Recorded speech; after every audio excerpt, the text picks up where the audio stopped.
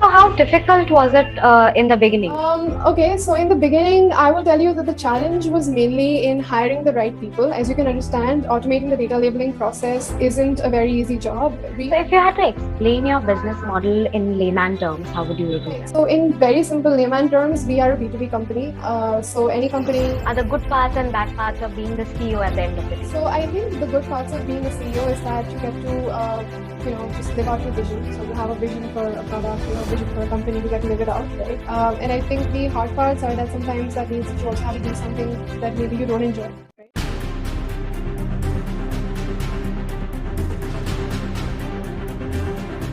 Hello, welcome to today's session. I'm Namratta and I'll be taking your interview. So if you could please kindly introduce yourself to the audience. Yeah, sure. Hi, my name is Amritagandha, and I'm the founder and CEO of Expand AI. We are currently automating the data labeling process, and I'll tell you more about it as the interview progresses. Okay, so how did you come up with the idea of the startup? Right. So about a year back, I got really interested in machine learning and artificial intelligence, and I went to Startup Grind, which is a well-known, event that happens in Silicon Valley annually. Um, and it was there that I actually heard a number of talks and interviews by, people who are really involved in the AI space, like startup founders and people who are heading divisions at Facebook, Google, Microsoft, all these companies in the US.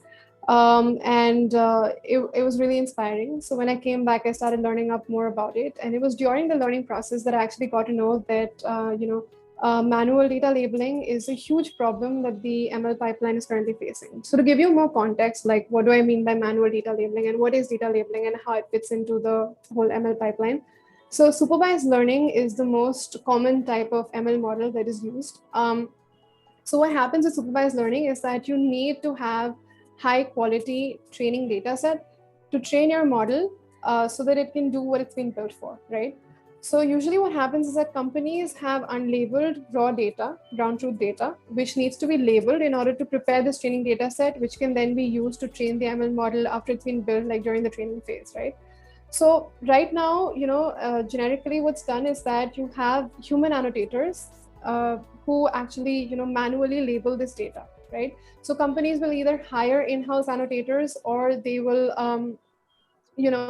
send over their data to manual data labeling firms where they will have employed, human annotators who will then manually annotate the data.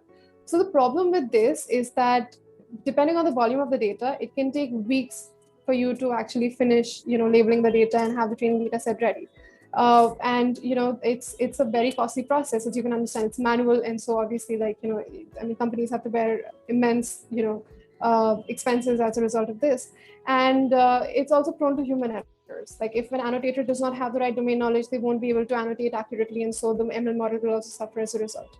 So in order to solve this problem, we decided to automate the data labeling process, which does away with all these problems. We have been able to reduce the time that it takes to annotate the data by at least 70%.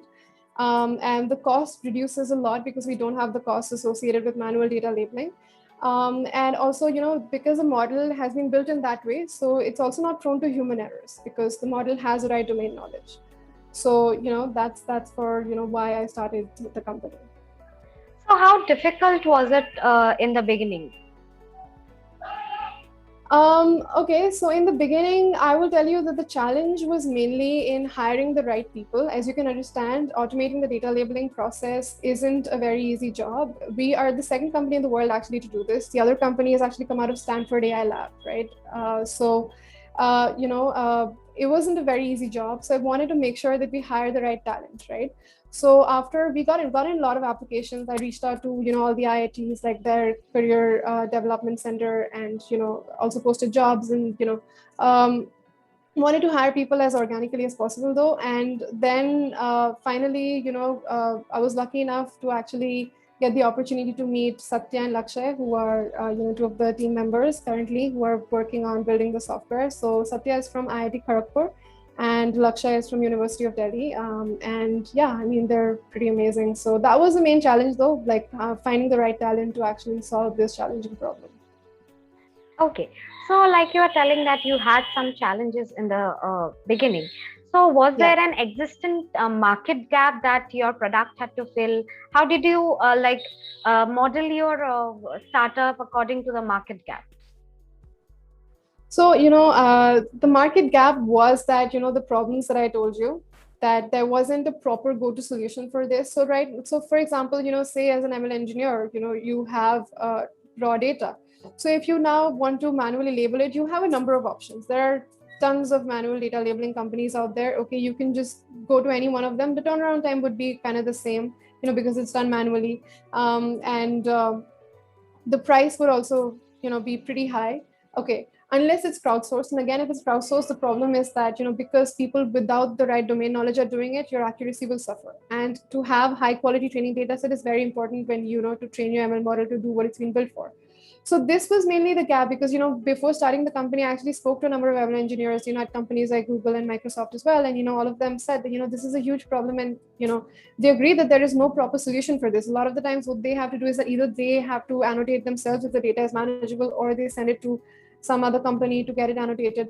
They have to wait for weeks to get the data ready. And a lot of the times, if the accuracy is not high enough, and if the training data set quality is not that good, what they have to do is that they train the model. They see that the ML model is not performing that great. Say it's not, say, the accuracy of the ML model, like what it's been built to do. Like, I'll give you an example. Say, for example, chatbot, right?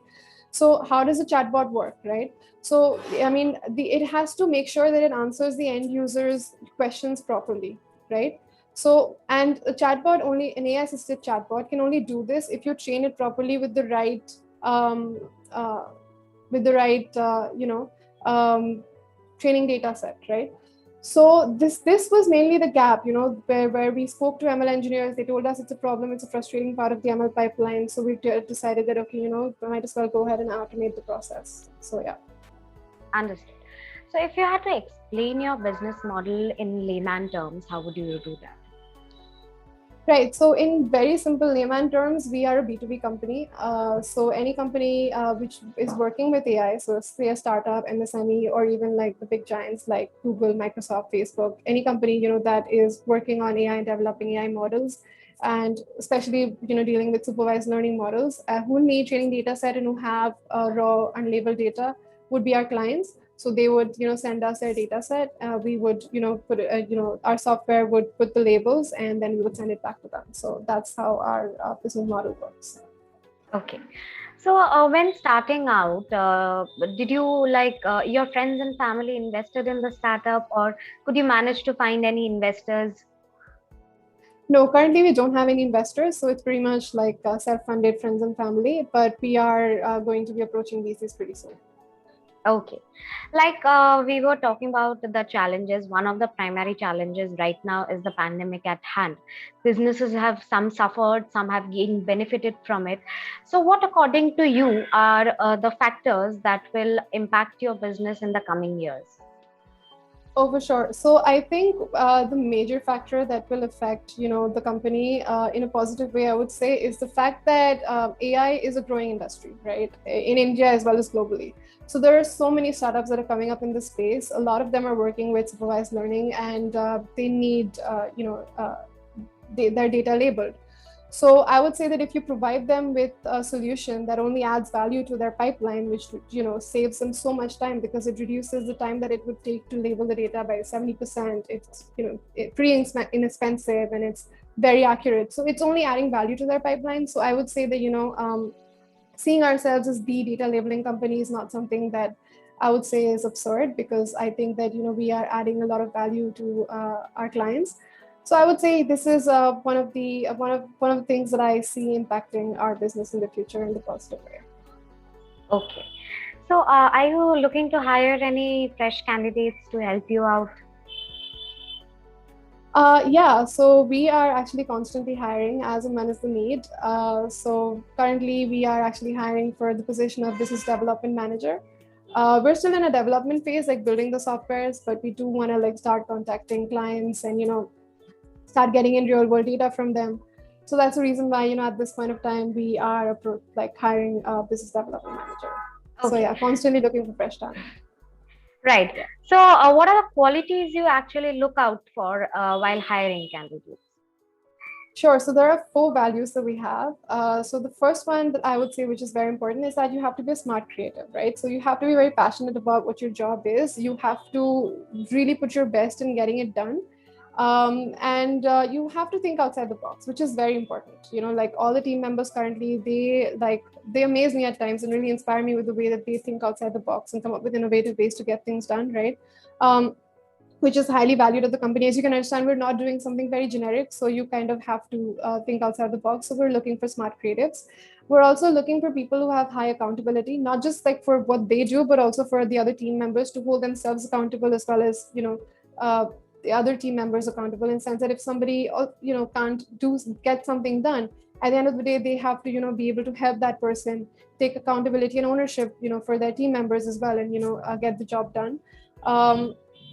And the other thing that I would say is very important is that you have to be a learning animal. So, like for example, the business development manager that we're hiring, a lot of the candidates that I'm interviewing are not from an AI background. So they're obviously from a BDM background, right?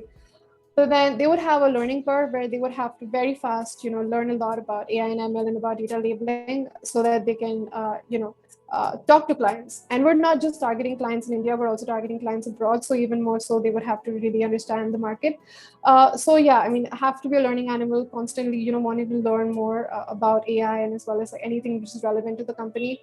And I would say habit of excellence is also appreciated. So if you're somebody whose profile is you're from an elite institution, or you have worked at some elite place and have been promoted constantly, you're going to be considered very strongly. And the only reason why we have our standards quite high is because of the problem that we're solving. Automating the data labeling process, as I told you, the only other company that's doing this has come out of Stanford, right? So it just sets the bar pretty high. So that's the reason why we're looking for people who are competent enough to be able to do this. Yeah. Right.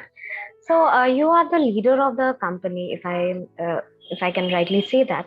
So what, according to you, are the qualitative traits of a leader, good leader? So I would say a good leader is somebody who is constantly working on reaching their fullest potential, but at the same time is also extremely focused on making sure that the people in their team are also reaching their fullest potential, right? So you can't be a leader who's only focused on yourself and is like, okay, I just want to reach my fullest potential. Like, you have to also make sure that you bring out the best in the other people around you. Okay, you have to give them so at this point, like, I think this is relevant. So as I told you, I attended Startup Grind. So out there, there's this one interview that I heard of Justin Khan, who is the CEO of Atrium. And he actually spoke about the zone of genius, right? So the concept is basically that as a founder of a startup, or somebody who is a part of a startup, you should always try to figure out what your zone of genius is. So your zone of genius is something that you really like doing and also are good at. So there are a lot of things that we are probably very good at but don't like doing. Like it really like drains us, but then we're still good at it. But then there are also things that really energize us and we're also good at it, right? So to figure out what that is and to focus on that and do more of that, fill your days up with more of that, and to make sure that the people you hire, you also hire for their zone of genius, right? So if somebody say really loves building ML models, right? So that would be your perfect ML engineer because he loves doing that. That's his zone of genius. So yeah, I think that is a really good quality of a leader, is to figure out what somebody's zone of genius is and to make sure that you make them delegate accordingly, basically. Yeah. Right. But right now we are living in a time where everybody wants to be a CEO, and you being the CEO of a company, what, according to you, are the good parts and bad parts of being the CEO at the end of the day? Right. So I think the good parts of being a CEO is that you get to just live out your vision. So you have a vision for a product, you have a vision for a company, you get to live it out, right? And I think the hard parts are that sometimes that means that you also have to do something that maybe you don't enjoy, right? But you still have to do it in the initial stages because you can't like always have a huge team where everybody's doing everything that they like to do when you're only focused on what you like to do. That's not always possible in the initial stages. So I think that is one of the challenging parts of being a CEO, is that you have to kind of do a lot of things that you probably don't enjoy doing that much. But I think it's worth it at the end of the day because you get to see your vision being fulfilled. So I think that keeps you motivated in the end of the day. All right. So, do you remember a particular time? It might be pandemic time or pre-pandemic. Do you remember a Yeah. time where you had to make tough decisions such as budget cuts or organizational restructuring? So I would say a tough decision was when I had to actually let go of my first team member, right? So we had hired another ML engineer, and we had to let him go because initially we gave him a lot of time. We gave him about months time to kind of get up to par to what we were doing, and learn. But unfortunately, for some reason, he wasn't able to keep up to the pace. So we had to let him go, and that was very hard because I really didn't want to let a team member go. Like I always have, I always make sure that when I hire somebody, that they're in the company for the long run, right?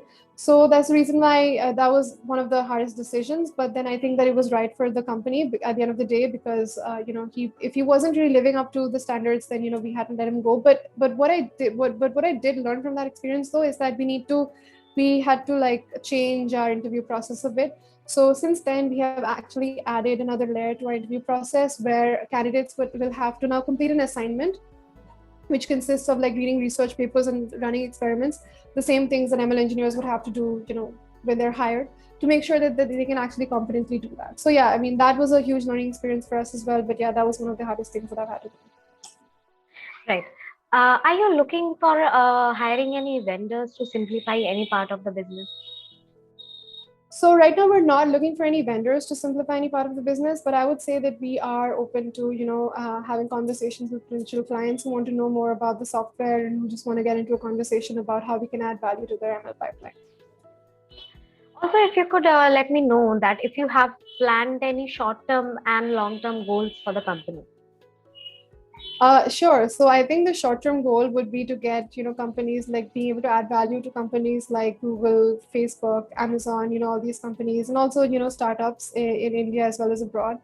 And I think in the long term, I would see our company as the data solutions company, like for artificial intelligence and machine learning, because I think data is another area which is there is a huge gap in that area as well. Like like there's a lot of data bias as well in the training data set that you feed into the ML model. So there are a lot of problems. We are just dealing with the data labeling part of it, but I would say if you want to deal with all the problems that are associated with the data that you use to train your ML model, I think the list would go on. So I see ourselves expanding in that way as well.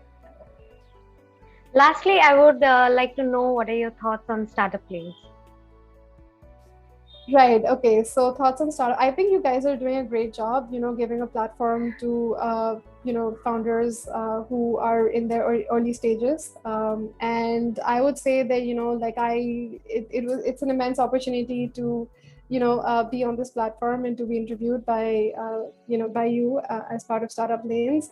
And so thank you so much. It was really, amazing experience.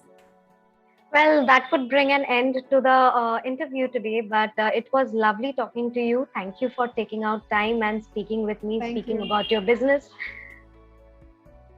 Thank you so much. It was a lovely overall experience. Thank you. Thank you so much. Thank you.